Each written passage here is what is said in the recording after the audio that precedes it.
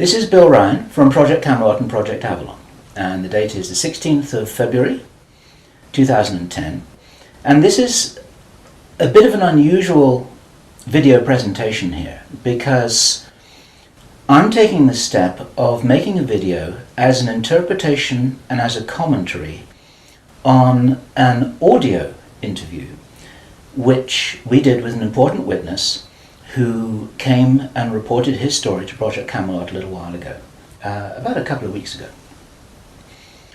And as with many of our witnesses, this person wanted to remain anonymous, but he has agreed that we transcribe the audio, and so we've got this as a transcript. And this is going to be released at the same time as the video because it's important to be able to read the transcript at the same time as you're considering what I'm saying about it here. And as we come into this story, you're going to understand exactly why it's important to get all the information, to hold it all into a very fine balance. Now, this is a British person, and he worked in the British military for a number of years. And after he retired from the military, he worked in the City of London in a fairly senior position, in a respected position in the City of London. And for those people watching this video who don't know about the City of London, the City of London is it's like an enclave. It's like a financial enclave in the heart of London itself. Some people consider it almost a little bit like the Vatican. It's very old, it's very ancient. It's the heart of the financial system, not only of Britain, but possibly the world. Many researchers consider that it's very likely that the City of London calls the shots on the financial systems in America. They've got control over the Federal Reserve, the Bank for International Settlements, a whole bunch of things that happen. This is like the nerve center of the financial world. And it's very Masonic, it's very ancient, it's very traditional. And our source attended a number of meetings with senior Masons. And while many of these were interesting, they were routine by City of London standards. They were discussing financial affairs and so on and so forth. And then in the June 2005, he attended another meeting that he thought was going to be a routine meeting, but actually this was something rather unusual, and he realized it was unusual as soon as he arrived. In fact, in his interview with us, the one which we have the transcript of, you will see that he says that he felt it was an accident that he was there. He shouldn't really have been there. He didn't know what was happening. And as such, he didn't really participate in the meeting. He was there as a little bit as a fly on the wall. He was just listening to what was happening. And at first he didn't even understand what was being discussed. Now, the people there were Masons. There were senior Masons. They were about 25 or 30 people there, including senior politicians who most people in the UK would recognize by name. I do not know who they were. He didn't name them, and I didn't ask them, but he said these are well-known names. The chief of police was there, representatives from the church, representatives from the military, 25 or 30 people. And as he listened to this story being discussed, it was an informal meeting. It wasn't like at a big table with kind of notepads and water glasses and minutes and an agenda and a chairman. There were just people in a room who were talking about all of this stuff. And what they were talking about was a plan that had clearly been made a long time ago. And what they were discussing was they were discussing the implementation of this plan. They were discussing how things were going, whether they were on track or not. And what, for example, to give a flavor of this, they were discussing between them some of the problems that they had in the implementation of their plan. And as this little presentation continues here, you will realize what the plan was, and I'm going to be revealing this in very much the same way as it was revealed to our witness and as he revealed it to me, bit by bit, step by step. The first thing that he heard was they were talking about the fact that Israel didn't look as if it was getting prepared to attack Iran anytime soon. This was a problem. Even back in June 2005, they were apparently concerned that what it was that was planned on some kind of a timeline wasn't rolling out according to schedule, and this was an issue for them. So that attracted his attention very quickly, because he'd never been in a meeting when this kind of thing was discussed. Then they were talking about China and how powerful China was getting, both militarily and financially, very quickly, and that the Japanese weren't doing what they were supposed to do, which was to interfere in some way with the Chinese financial system. They weren't doing that, and this was another problem because China was getting too strong too quickly. Other things that were discussed were, for example, the coming financial crash, the centralization of resources, everything that we saw starting to happen in October 2008. They were planning that and referring to it in their meeting in June 2005. So there was clearly a rollout of some plan here, and he was quite shocked the more that he heard, and when he really realized what was happening, he was extremely shocked. And one of the reasons why I'm giving this video presentation now is to soften the blow and interpret this a little tiny bit, because it is shocking information. And what I also want to do is I want to try and differentiate out between what it was that he reported, because he'd heard it with his own ears, and what it is that is his speculation and my speculation about how all this fits together. It's very important information. We need to know this stuff. Even though it doesn't look like it's going to be on track, I don't think this will happen. I think that there are a bunch of crazy people there who are extremely determined to do something, and they were in a hurry, and this is important to understand, they were in a rush to try and roll out this sequence of events. Now, what he described is what the sequence of events was. It starts with Israel attacking Iran. Now, this hasn't happened yet. There have been a number of indications that there are forces which are trying to push this into happening.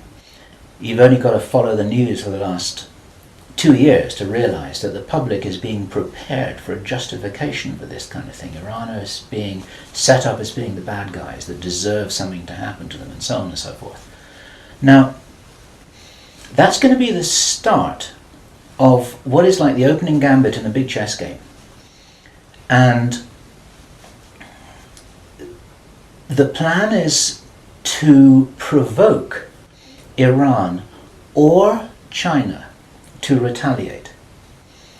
And our guy, our source, who is a military man, is privately as convinced as he can be, although this has never been made public and this is not publicly known, that Iran does have nuclear weapons. He believes that they have been provided by China behind the scenes.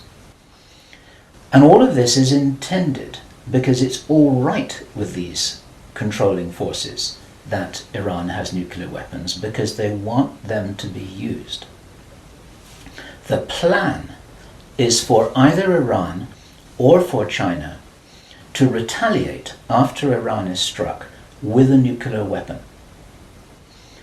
At that point, there will be a limited nuclear exchange in the Middle East, followed by a ceasefire.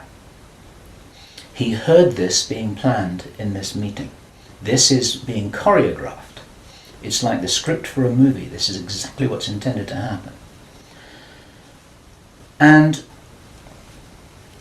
during this time, the other thing that's being set up for this, and many people watching this will be aware that this is being set up in the background. We've had a lot of information about this from a number of good researchers from many countries who are reporting this on the internet, that things are being set up in many of the Western countries for there to be heavy controls over populations, martial law, increased powers on security forces who are not just the army or the police, but in Britain, for example, our source said that he absolutely knew personally for a fact, that a very large number of private security people, their powers were being increased to give them the ability to arrest people, the ability to detain, the ability to handle riots in streets. And here we're talking about just regular people working in private security, people who give the parking tickets on the streets.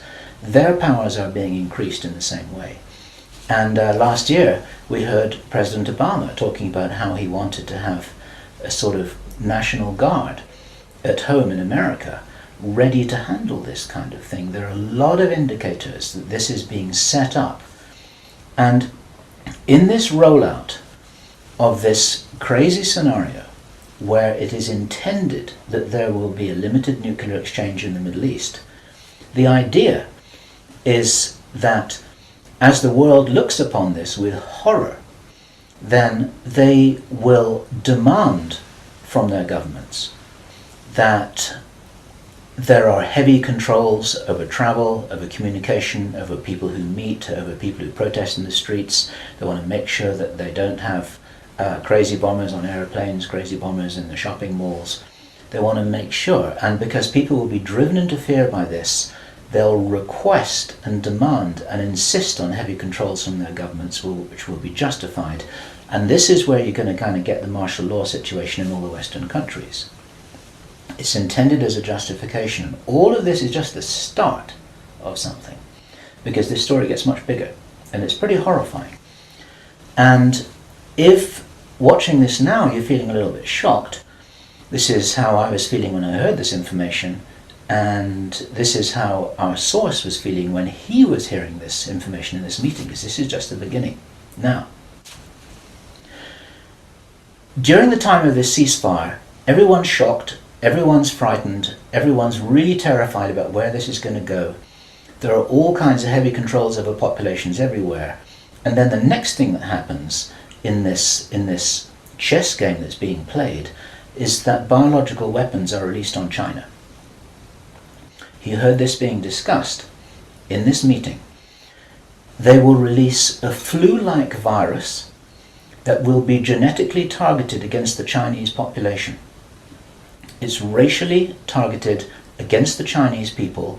It's designed to spread like wildfire and to knock out a large number of the Chinese people. And these people in this meeting were laughing about this. They said, China will catch a cold. Those were their words. China will catch a cold. And they were laughing about the fact that these biological weapons will wreak havoc among the Chinese population. And after that, then what effectively will be a kind of plague will actually spread right across the world to the West as well. Our source was not clear whether this was a Chinese retaliation or whether the thing would just spread out of control in the way that it would be very understandable if it did, whether it's racially targeted or not. These things actually mutate. So now you've got a situation where there's been a limited nuclear war in the Middle East. There's a pandemic that really is sweeping across the world and really is killing people very visibly. And you've got this totalitarian military lockdown in all the governments in the Western world because everyone's going to be in panic about all of this. And then, he said, then the real war starts. Something that would be justifiably called the Third World War, with a much more major nuclear exchange. And at this point, I asked him, is this just about population reduction? What is this about? Why are they doing this? Why this insane Dr. Strangelove plan for just unleashing all of this stuff on the world? Why do it? Now, as our conversation went on, I started to find answers to those questions. Now, some of this is speculation. I want to share this speculation with you because it's important enough that we work together here to figure out what's going on. And there are some clues, there's some very important clues that I'm going to present to you here in this video. He said, absolutely, it's about population reduction. So I said, well, in this meeting, did they mention any figures? And he said, yes, they did, 50%. Half the world's population. This is planned as per the Georgia Guidestones. For those of you who don't know what the Georgia Guidestones are, it's a stone monument in Georgia in America that was erected anonymously a number of years ago. It's in 8 languages, and it's like an Illuminati manifesto for a new world, as it were. And just hold that thought about this being a manifesto for a new world. This is an important concept here in what I'm presenting. One of the key parts of this manifesto for this new world is that there should be a population of 500 million people. Now, 500 million people is an enormous reduction from the nearly 7 billion that we've got at the moment. That's pretty much 95% of people who would no longer be on this planet. And 50% is a step towards that. And there's a reason why they're doing all of this. There's a reason why they're in a hurry. There's a reason for this insanity. And when he was explaining this, then he said that they have a name for this plan. This project has got a name. And I said, well, what is this name? He said, it is called the Anglo-Saxon Mission. The Anglo-Saxon Mission. Now, I'd heard that before. It was something historical, I think, to do with the Crusades quite a long time ago. But I hadn't heard it in the present day context, and neither had he. And later on, as he continued to tell his story, I began to understand what I thought this might be about. Hence the title of this video, and the reason why I want to share this information with you, because we need to work together to figure out what's going on here. It's extremely important to understand.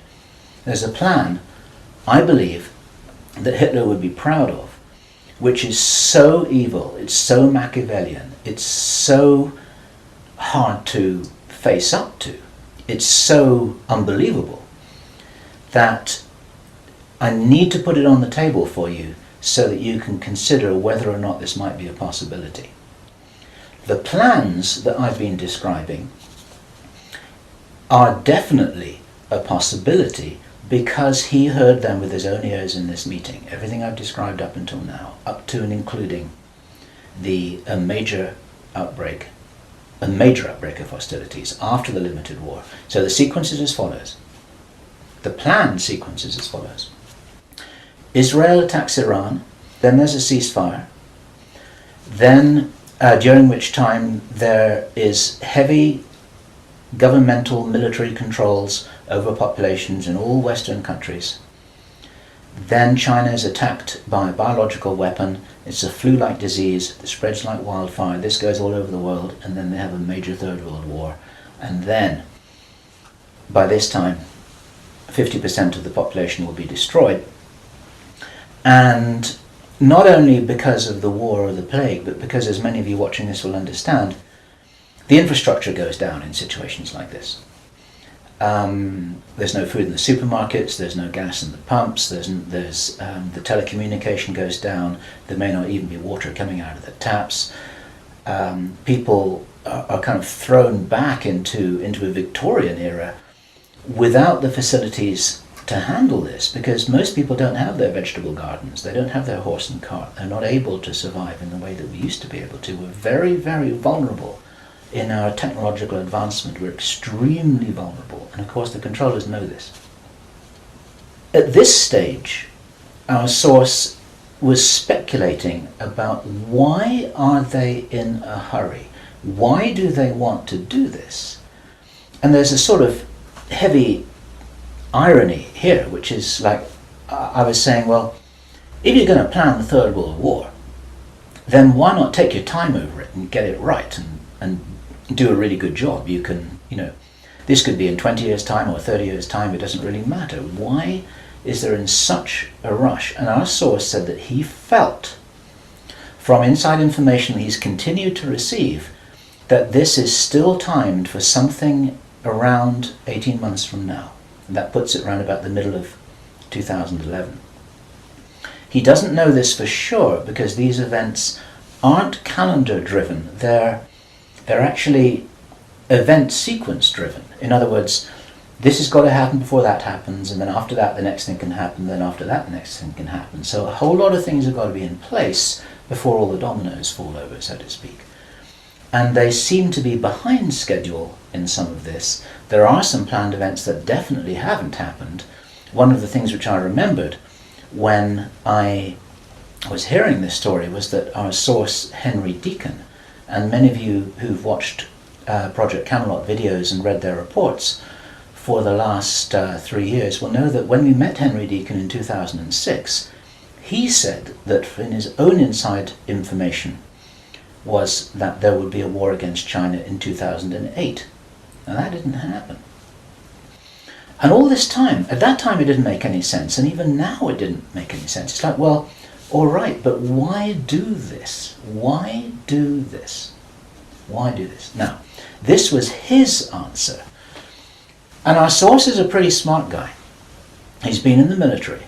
It's a totally different story that he didn't debrief in our audio transcript, which you have the opportunity to read, but he's had his own ET experiences in the military. He's got his own sources of information about some of the background for this. He says that he's as sure as he can be that the people who are calling the shots in the world, you can call them the Illuminati, the controllers, the cabal, whatever name you have for them, they believe that there is going to be what he called a geophysical event, a major geophysical event. He says that the best information that he's got is that the insiders believe that this is going to happen, or they are concerned that this is going to happen. And many of you watching this will know that this isn't a completely crazy idea. There have been trillions of dollars that have been spent on deep underground bases for some reason which we don't know why it is. You'll know about the seed bank in Svalbard. This is in the public domain, where all the seeds of all the plants and all the crops in the world have been buried deep inside a granite vault in northern Norway. There are many precautions being taken as if something might happen that could really threaten some of these valuable resources, including the seed banks of the world. Now, if there is going to be a geophysical event as they believe, this is because it seems to be preserved Illuminati inside knowledge, whether it's true or not, that there are repeated cyclical geophysical events about every 11,500 years. Information about what really happened to Atlantis was very probably in the Great Library of Alexandria that burnt down a couple of thousand years ago. There are persistent rumors that much of that information has been retrieved and it's in the Vatican Library. This is information which is not in the public domain and which the insiders may have access to. Whether it's accurate or not, the important thing is to realize that they probably believe that this will happen and they're making their precautions. And this might be the justification for this insanity that we've just heard about in this plan. Consider this. He said, if there's going to be a major geophysical event, something like a pulse shift, maybe it's Planet X, maybe it's some kind of energetic phenomenon that the solar system is going to be moving into, that's going to somehow destabilize the Earth or the Earth's crust in some way. We don't know. But if there were to be a major emergency like that, something that would actually make a war look very inconsequential, the thing that will help the human race to survive it, or will help parts of the human race to survive it, is if there is already emergency preparedness in place before it happens. In other words, If you knew that there was an emergency coming, if you knew, for instance, that there's a hurricane coming in to hit your city, then you put all the emergency preparedness in place beforehand. You have the troops ready, you have the infrastructure ready, you have the military ready, you have everything that you need ready to handle this situation so you can respond and react and recover in the best possible way. Our source suggests that the reason for this whole Third World War scenario is that then the Western governments, with the Chinese out of the way, will be in a state of such totalitarian control of their own population that they will be best equipped to recover and rebuild the new world after a cataclysm. And he thinks that this is what's happening. And I have to tell you that this terrible logic makes sense to me, that they would think that way. I'm not for a moment agreeing that this will happen. I think this is wild, crazy stuff, but if they believe that it's going to happen, then this could be their justification for this kind of plan that we've heard about is really being discussed. And this now is my own speculation right now, which also makes sense to me. And I invite your comments and your thoughts about this. We need to work together to figure out what's happening here. It's called the Anglo-Saxon mission. What that told me was that the reason for the name is because this is a white racist agenda for the inheriting of the new earth. It's a plan that Hitler would be proud of. If they think that a new earth needs to be rebuilt, a new world, think of that little phrase there. If a new world needs to be rebuilt after a cataclysm, they want the Anglo-Saxons to be doing it. They don't want the Chinese to be doing it. They get the Chinese out of the way first. And then the Anglo-Saxons will inherit this new world with the other nations, the Asian nations, the African nations, the South American nations. Presumably, it is assumed that they won't have the resources to be able to handle the situation in any kind of a way that gives them the strength to recover after whatever it is that they think is going to occur. So there are several other parts of this which also fit, and one of the reasons why this is an important presentation to make personally is my own personal thoughts, because up until now I've been following a lot of the well-founded research on these sorts of agendas. We've had our own sources of information over the last 3 years. But I've always had questions in my mind, like, why would they do this? You know, war against China, why? Third World War, why? And suddenly, a lot of these things start to make a little bit more sense. It's possible, for example, that when we heard from Jordan Maxwell in our interview with him, which we did at the end of last year, 2009, he described to us how he had researched a number of repeating symbols and images that had been used ever since the time of Hitler, and even long before that, about the dawn of a new day. There's something very important in Masonic and Illuminati thinking about the dawn of a new day. And here we have possibly the reason for their belief that if you think about the possibility of a cataclysm, if they think this is really going to happen, the 2012 movie that many of you will have seen, after all of the flood and all of the earthquakes and tsunamis, then you've got these big ships sailing across a calm sea with the sun streaming through the clouds, and you've got the dawn of a new day, and the implication in that movie is that now those people will be able to rebuild the new earth because those are the survivors. It's the modern day Noah's Ark. It's possible that the dawn of the new day, that it refers to that.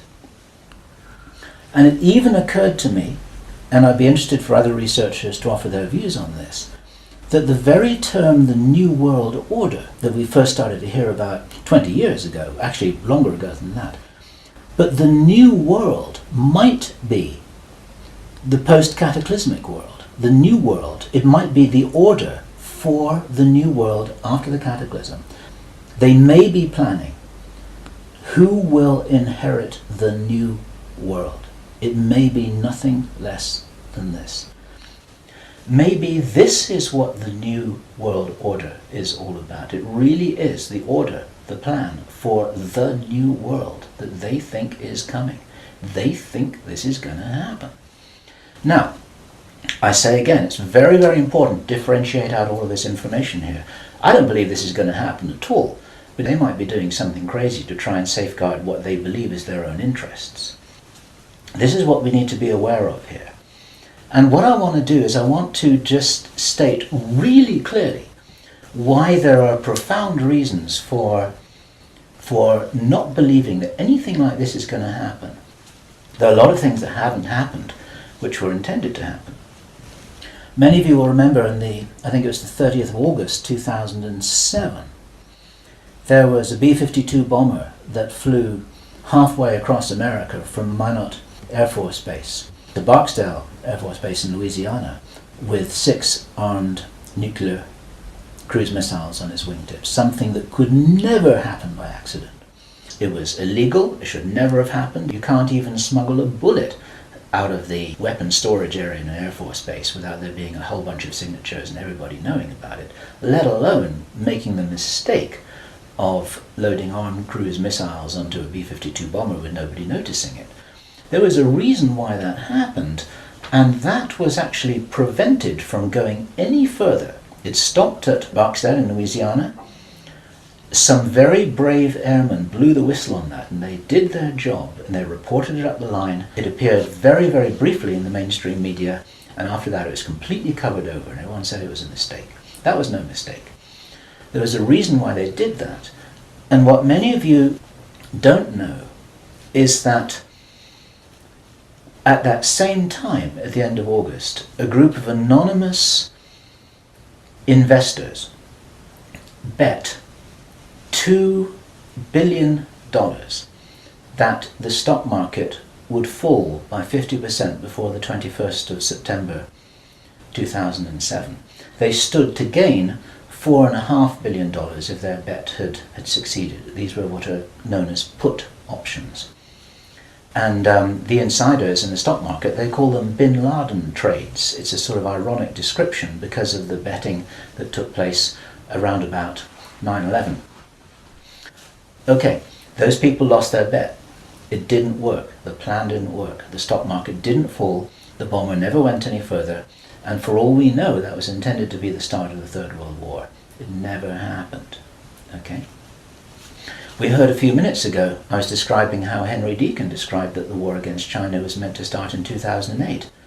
That didn't happen. A lot of people thought that was crazy. A lot of people thought he was crazy. Maybe he wasn't. Maybe he heard something that was a real plan, but they're 2 years behind schedule, and maybe this will never happen at all. There are a number of other things that may have been planned and which have never transpired. It's very interesting to think about the so-called Mexican flu outbreak, the swine flu outbreak. For the last 6 to 9 months, we've been looking at a scenario where it looked as if they wanted to roll out vaccinations, they wanted a lot of people to get ill, they wanted to announce a pandemic. Even now, there have been proposals to extend this pandemic declaration for another 2 years, and nothing's happening. In England, we call it a storm in a teacup. There's nothing happening here, but maybe something was intended. Now, if it wasn't intended, it's possible that all of that could have been some kind of a test, just to see how people respond, to see how people react, to see how quickly it spreads, to see what the take-up of the vaccinations will be. And then, of course, us at Project Camelot and a number of other people who've been activists in this whole area trying to draw attention to all of this, now we're all on a database. They know who's going to stand up and start talking about all of this stuff. So it might have been an experiment, or it could have been a failed rollout of something. There's plenty of reason to believe that things are changing. This is the important thing. And those of you who've been following the work of David Icke, this is an important perspective here, because we support his work fully, in as much as he makes a beautiful presentation and he starts off by saying, we are infinite consciousness. there are many ways to put this, but it's very hard to disagree with that. We're immortal, godlike beings who've long ago forgotten what our power was. The potential of consciousness is enormous. It's very important to realize that how powerful we are may be the single most important component in this whole picture that enables us to save the day. This may be what it's really all about. Admiral George Hoover, who died in 1998, he was in the Office of Naval Intelligence in the US Navy. He talked to researcher Bill Burns, the editor of UFO magazine, and Bill Burns described this conversation with George Hoover to George Norrie from Coast to Coast AM. And what Admiral George Hoover told Bill Burns was the biggest secret according to what the American Navy had found out. Very, very interesting story. They were talking about the Roswell visitors, and Admiral George Hoover said that these visitors were us from the future. They were time travelers. They weren't extraterrestrials. Now, other researchers and whistleblowers have spoken about the same thing. And this is fascinating in itself. But what Admiral George Hoover said the biggest secret really was, it had to do with the abilities and the power of the consciousness of these travelers. Because they were us from the future, what the military authorities had found out was what humans are really capable of. And he said that this had been buttoned up really tight, because if we knew how powerful we really were, how powerful we really could be, then we would, in his own words, cause chaos around us, and this could never be permitted. We could rearrange the reality around us in the way that we wanted to, in the way that, if this is real, that the future humans have learnt how to do, which gives them access to these sorts of incredible abilities, such as time traveling. Philip Corso, in his book The Day After Roswell, described in some detail how his understanding was that the way the craft works was they were like an amplification of the pilot's own consciousness. It was their consciousness, it was their ability to travel and bilocate that was amplified by the craft, and that actually all of these abilities are basically abilities connected with the consciousness of the beings themselves. And if they are us, this is the message for all of us here. We're being deliberately dumbed down. Our food is being poisoned. Our children are being lied to in the schools. We're being fed propaganda in the media. We're being forced into this tiny little box. We're being kept busy with game shows and ball games, and we are discouraged from really finding out what it is that is our heritage on this planet. Eric von Däniken has just published a book which is called History is Wrong. There's so much which we are denied. George Green describes that we are known as the useless eaters, this surplus population of billions of people, with a tiny number of people at the top of the heap who are dependent upon us to police each other and to laugh at each other and to stop each other from getting out of line, because we're encouraged to conform to how we're meant to be.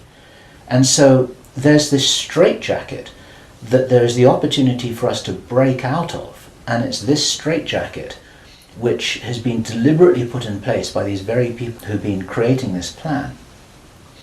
Where this plan originates from, it's very interesting to speculate. Our source told us that this has been in place for a long time. He'd first heard about the Anglo-Saxon mission as long ago as 1976. The Illuminati symbolism about the dawn of a new day has been going on for a long time.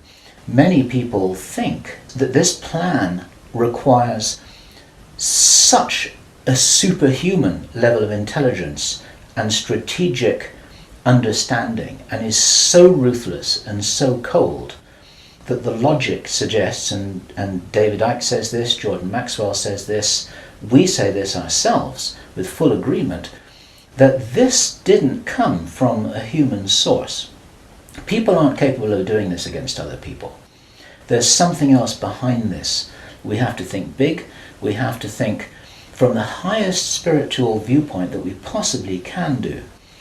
That these people shouldn't be fought. What must happen is we just withdraw our consent from these things that are being done to us, from this plan that we're part of.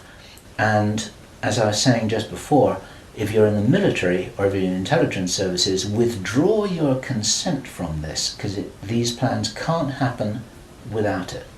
There's something about the Illuminati and the way that they're operating that is very limited. They're using force, they're in a box, they're trying to counter what everybody I know is recognizing and referring to as a huge expansion of consciousness all over the world, an expansion of awareness. We get emails every day from people, often very young people, who are saying, I can really see what's happening in the world. Tell me what to do about this, but I'm ready. I'm ready to do something. I'm ready to do whatever it was that I came here for. I don't know what that is yet, but I know that we've got big problems. 20 years ago, people weren't saying that kind of thing. There's a huge rollout of some kind of an expansion of consciousness. It's a morphic field that's growing enormously. And there's something that's changing. And my personal belief is that this is certainly being supported by benevolent non-human agencies, let me put it this way, who know about this kind of plan. They don't know whether it's going to happen or not, but they know that it's being planned. A lot of contactees, there's some channel information. You need to consider channel information extremely carefully. But there is channel information, and there are contactee reports that all talk about scenarios like this and how we must be wary, how we must be careful, how we've got to guard against it, how we've got to insure against it, how we've got to be prepared for something like this. And it's entirely possible that this increase in consciousness is happening in direct response with this escalation of violent, forceful plans. It's like, as I've often said in my own presentations in the past, it's a little bit like a movie script itself, where you've got everything building up to a climax of the forces of evil and the forces of consciousness just kind of getting ready for some kind of final confrontation. Now, I'm not trying to be biblical about this, and I know that this situation which I've just been describing is a little bit like the Armageddon War, but I do not believe that this kind of thing will actually come about. As I've said many times before, there's an interview which I did on Freedom Central, which you'll see on the Camelot site, where I say the single strongest reason that I have for not believing that anything is fixed, that we're all doomed, that anything really bad is going to happen, although I think we've got a lot of problems to solve, is because I wouldn't be here, and neither would you watching this now. I'd have incarnated on another planet. I'd have gone somewhere else.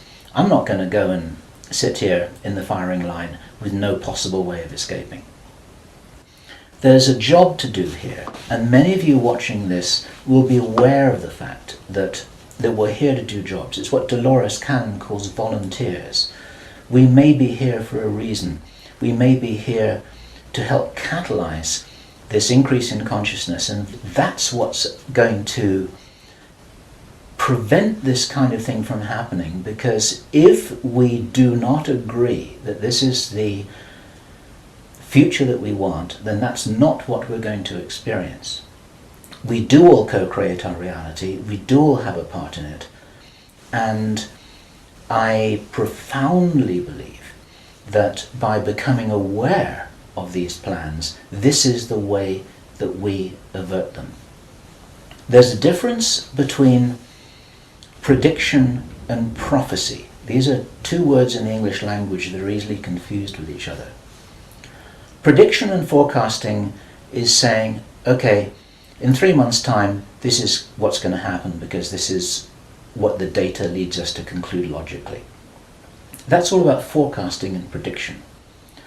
A prophet does something different, and it's a word to be used with care because it's often misused, it's often misunderstood, and it's like a biblical term, and some people react against it for that reason. But what a prophet always used to do is to say, listen, if we don't wake up and if we don't take action, then this is what's going to happen. And the purpose of the prophet giving this prophetic warning is not to warn people that it will happen, but to say, listen, you got to change something here. You got to change the way you're doing things. You got to change the way that you're being. You got to change the way you're interacting with each other. You got to change your whole attitude. Whatever it is that you change, then the purpose of the change is so that this prophesied event doesn't happen. And so what we have here is we have a kind of prophecy. It's not a prediction. And I'm using this word very, very carefully because the reason why I'm making this statement, the reason why we're releasing this information is to make sure that this doesn't happen. What are we going to do with this information? It's going to be translated into every language that we can. The video is going to be subtitled in Chinese, Arabic, Russian, Spanish, every other major language. I want this video to be picked up by the Chinese. I want this to be escalated up the line. The Chinese are very sensitive about videos that refer to them, especially ones with Chinese subtitles. This will be reported right up the line to Chinese intelligence, to the Chinese military commanders. And the reason for that is because, first of all, if this is nonsense, it doesn't matter. Okay. But if this is a really serious threat, then those are the guys who need to know about it, because their first nuclear response, which is designed to be provoked, is the thing that actually sets this whole thing on fire. And so, to any Chinese military commanders who are listening to this, don't do it. Okay? None of us must do anything here that is in alignment with their plans.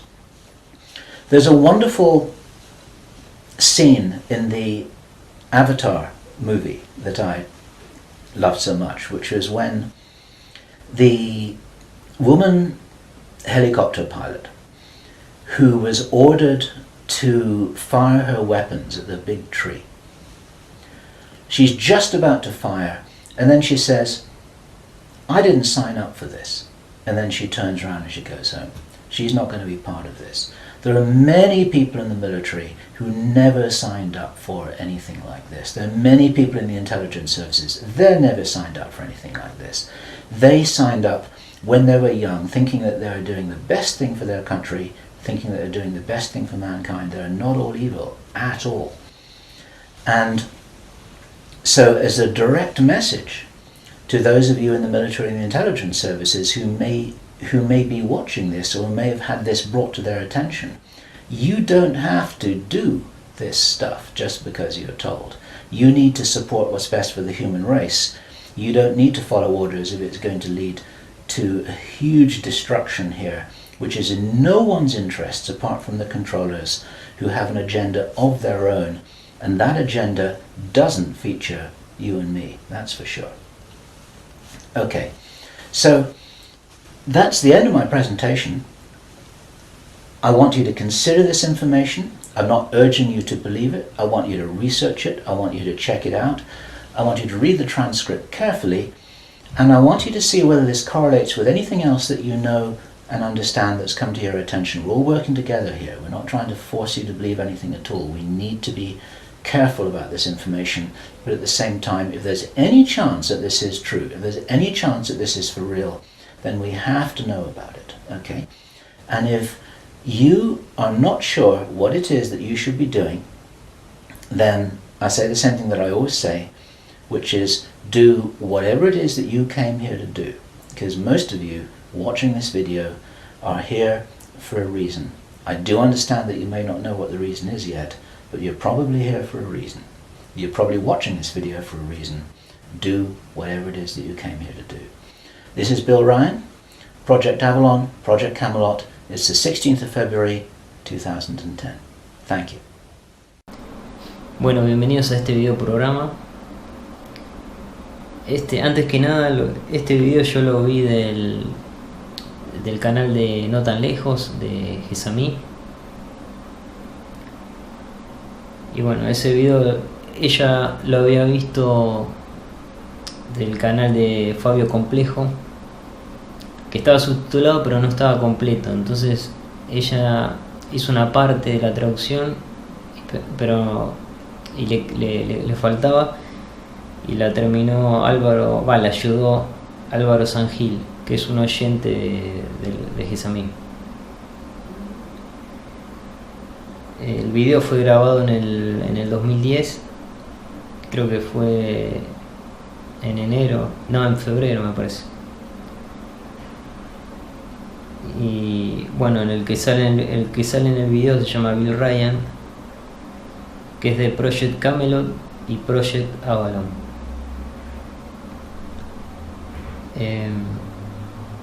Yo voy a dejar los links de todo esto que dije del canal. Voy a dejar el link del video original y el canal de No Tan Lejos de Gessamí, que le mando un saludo a Gessamí, y que vayan y se suscriban, es un canal muy bueno. También dejaré el de Fabio Complejo, que él lo había subido en el 2011 el video. Parece que no estaba completo porque Gessamí buscaba terminar la parte que faltaba. Bueno, sobre mi canal, sí, como verán, no suelo subir videos seguidos, o sea, suelen pasar tiempo porque mis investigaciones, o sea, trato de contrastar bien las cosas que muestro, y porque tampoco no me dedico a esto y no le doy tiempo completo.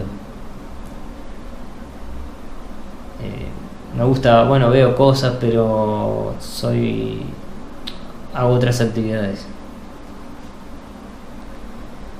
Bueno, el video trata sobre un ex militar inglés que, cuando se retiró pasó a estar en un puesto muy importante en Londres. No mencionan qué puesto, y ya lo habrán visto porque si llegaron hasta acá. Porque esto lo hago porque quiero dar mi conclusión sobre el video, mi opinión.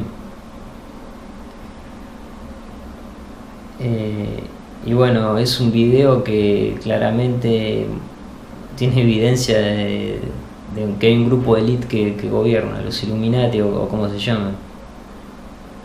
Es innegable, porque es lo que está pasando ahora con el coronavirus.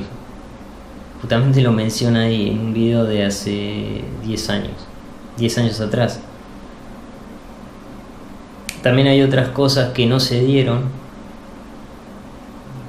pero por ejemplo se menciona que antes que estas élites iban a lanzar el virus, iban a generar un conflicto que Israel iba a atacar a Irán, diciendo que tenía armas de destrucción masiva, cosa que ya sabemos por cuando pasó lo de Irak, lo mismo. Pero no pasó. Sí pasó que en enero del 2020, este año, Estados Unidos mató a un importante militar de Irán, pero igual que todo quedó en la nada, no se profundizó. Ya la gente estaba como alarmada, pero no pasó nada. Y y el coronavirus, yo lo que puedo decir, para que, no se asusten, fíjense, investiguen, porque se podría ver un montón de cosas sobre este video, pero yo me quiero centrar en el tema principal. Y aparte, la salud es un tema delicado, es un tema particular de cada persona. La salud no es no sé si alguna vez haré un video Es un tema puede generar mucha polémica. Igual ya en la red hay muchas cosas. Yo le recomiendo que busquen Hammer. Es un médico alemán, Hammer con H y con una M. Y averigüen ahí. Bueno, también en el video toca el tema del nuevo mundo, de generar el nuevo mundo que quieren estas élites. Hay unas piedras en Georgia que también lo menciona el señor del video, que menciona todo esto, lo del nuevo mundo. Está ahí, bueno, el video ahí lo dice, si lo vieron. Y habla de esto, del nuevo mundo o el nuevo orden mundial, que es lo que hablamos los conspiranoicos, que ellos, bueno, quieren reducir la población. Es por un tema de control y tener como controlado más todo, o sea, más que ahora. Bueno, también se nombró que la misión se llama misión anglosajona. Estos masones que estaban ahí dijeron eso. Tiene que ver, bueno, sí, un tema de raza. Siempre los que mandan son blancos. Hay judíos también, pero no son todos judíos. También hay judíos. Y bueno, en su momento también lo mencionan a Hitler por el tema de la raza superior. Como que ellos se creen superior. Ellos tienen muchos potenciales. Pero bueno, como que quieren, pero igual, o sea, por más que queden de la raza de ellos, siempre van a controlar porque son una minoría. Y bueno, también la simbología que menciona sobre los símbolos del amanecer. La simbología hay mucha de los masones. Todo el tiempo hay simbología por todos lados, en grandes marcas, videoclips, de todo. Acá en el video se menciona lo del nuevo mundo, el tema eso del amanecer, cuando está saliendo el sol. Sí, es una simbología eso. Quizá porque el video apunta que como que va a venir un cataclismo. Yo no sé, o sea, el cataclismo puede ser, es verdad que se están, por ejemplo, debilitando los polos, el campo magnético. Puede ser que se invierta y eso puede generar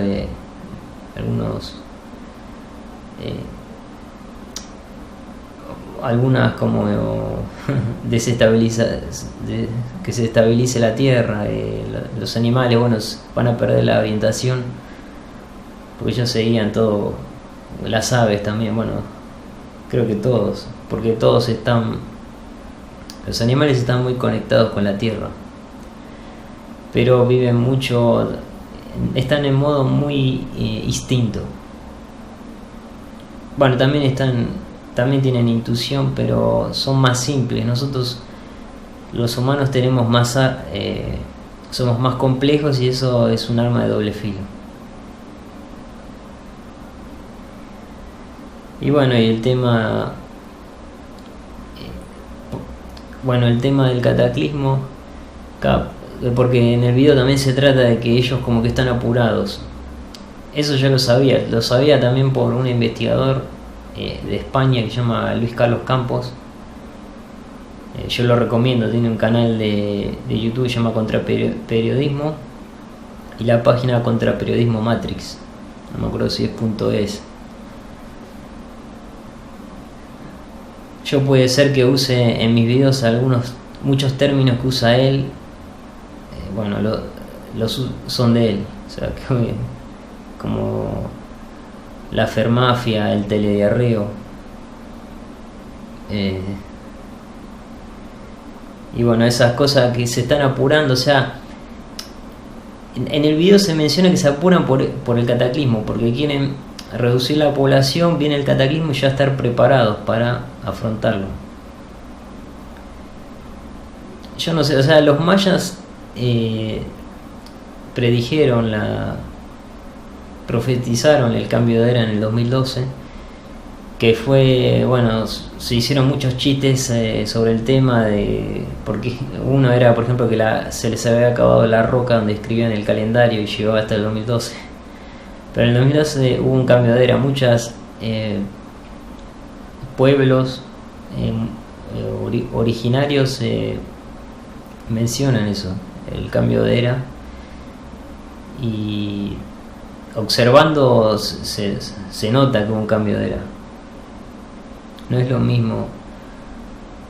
Bueno, igual hubo gente que ya ha cambiado, ha despertado antes del 2012, obvio, pero es como que después del 2012 hubo más. Eso es lo que yo veo en internet, veo cada vez más gente. Yo cuando dejé de ser un borrego Matrix,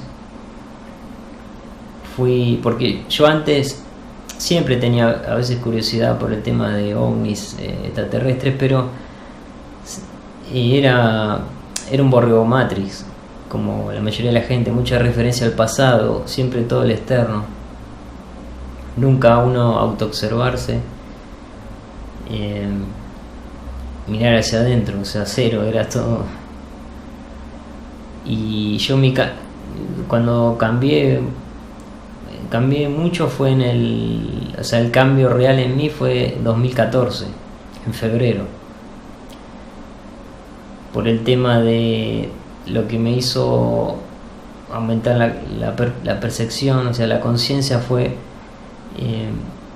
el trabajo de Alejandra Casado, la perspectiva universal de desdoblamiento de los tiempos o lógica global convergente. También le mando un saludo a Alejandra.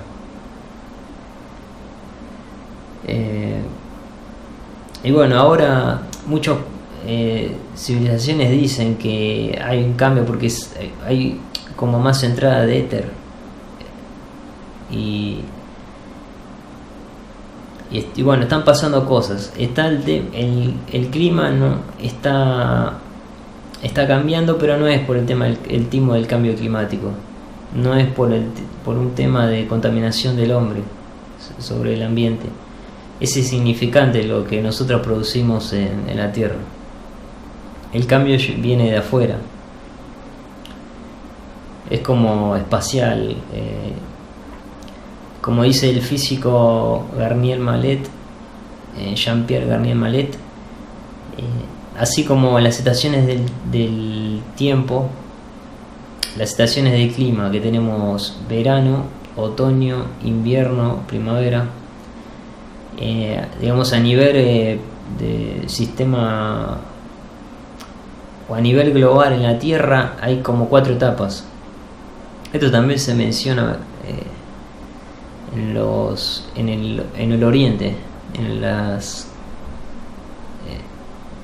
creo que los yogis mencionan eso, que hay 4 eras, y nosotros en el 2012 terminó la que sería la más oscura, sería como el invierno.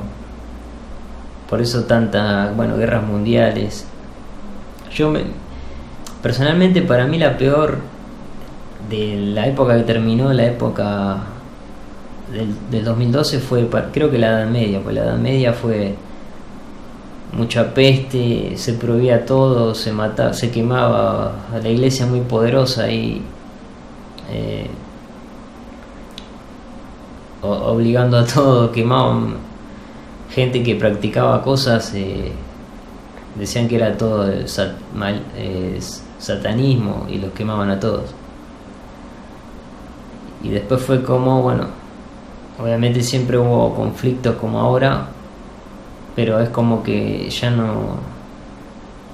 Bueno, las guerras mundiales también fueron más grandes, impactaron negativamente. Pero ahora estamos como en el amanecer, como que estamos entrando en primavera, de a poco, y yo estoy viendo mucha gente. O sea, yo personalmente conozco una sola persona que no es borrego Matrix, pero no soy una persona muy social también. pero por internet o así, por internet sí, mucha gente, impresionante. Y yo por eso creo que el motivo por que estas élites se están apurando es por eso, que cada vez hay más despertar, o sea, hay más interés por el tema de lo que no se ve, de lo que se ve. O sea, de lo que no se ve me refiero al metafísico. Antes era todo más tomado como burla por la sectaciencia, que es un negocio.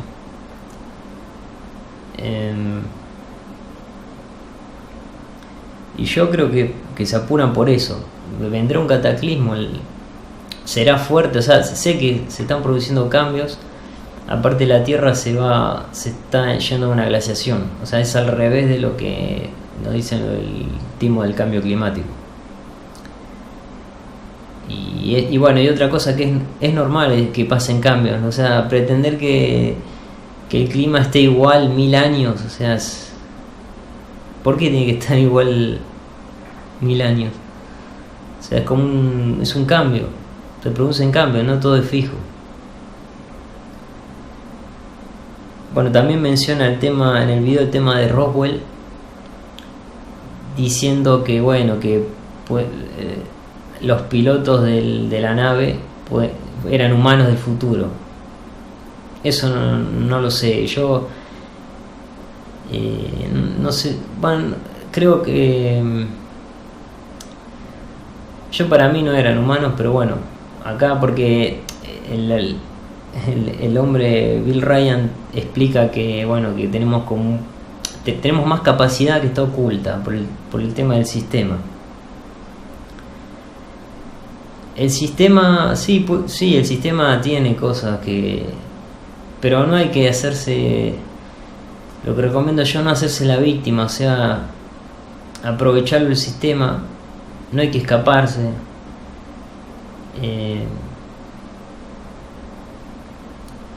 Y bueno, y hacer, aparte cada uno, estos tipos lo que hacen, o sea, van orquestando todo, preparando, y se van dando las cosas. Si las cosas se fueron dando hasta ahora, que estos tipos planearon, es porque nosotros somos cómplices, somos todos responsables de lo que pasa. Todos somos responsables de lo que nos pasa a cada uno. Tenemos que darnos cuenta, las personas que somos espirituales sabemos esto. Tenemos que dejar de quejarnos. Quejarse es como que decirle al otro que no hacer lo que te corresponde, que lo haga el otro. Y por eso mismo digo, estas élites tampoco están por algo, y están porque las invocamos. Ahora, ¿para qué? Es verdad que todas estas cosas que hacen estos tipos podrían simplemente controlar y listo. Pero, o sea, aparte, si se fijan, el plan es muy malévolo.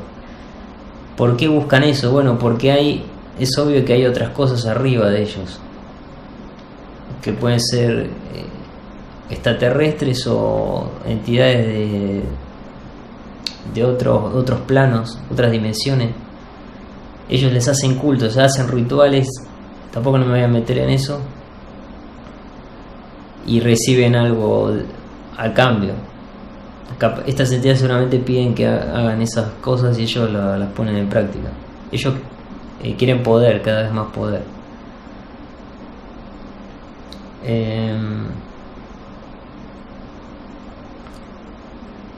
Y bueno, no sé si me olvido algo más. Sí, ya hablé.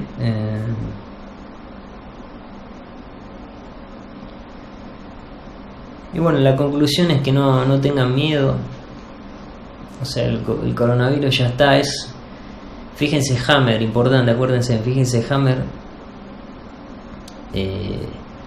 Estos tipos lo que hacen, la metodología que usan las élites, ellos igual deben saber un montón de cosas que nosotros no sabemos.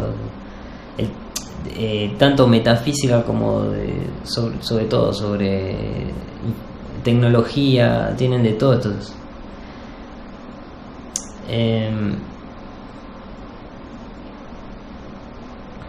No, pero me olvidé de lo que estos tipos ahora me acordé. Bueno, lo que hacen estos tipos, el tema de que cómo van controlando, crean un problema. Puede ser un atentado, o sea, todos los atentados grandes siempre tienen las mismas, si prestan atención tienen las mismas, hay patrones que se repiten en todo. Entonces ellos producen un problema y después traen la solución, diciendo, bueno, ahora vamos a controlar más, vamos a poner más, vamos a poner cámaras, y la gente se asusta y termina pidiéndolo esas cosas, no se da cuenta que cada vez tenés menos libertad, porque ya te revisan, ya hay cámaras por todos lados, o si no llegas al extremo como en China. En China no podés decir nada del gobierno, están en extremo control a los habitantes. Si el gobernante no quiere una cosa, lo saca y listo. Y bueno, por eso los tipos querían hacer la tercera guerra para que la gente se asuste y pida más control. Siempre operan así, o sea, presten atención cuando haya algún evento, algún atentado o algo, autoatentado. Y bueno, eso. Estén tranquilos, obsérvense, miren un poco hacia adentro. También hay que mirar afuera, pero hay que hacer las dos cosas. No todo afuera como hacen los Borgomatrix. Y la referencia al pasado,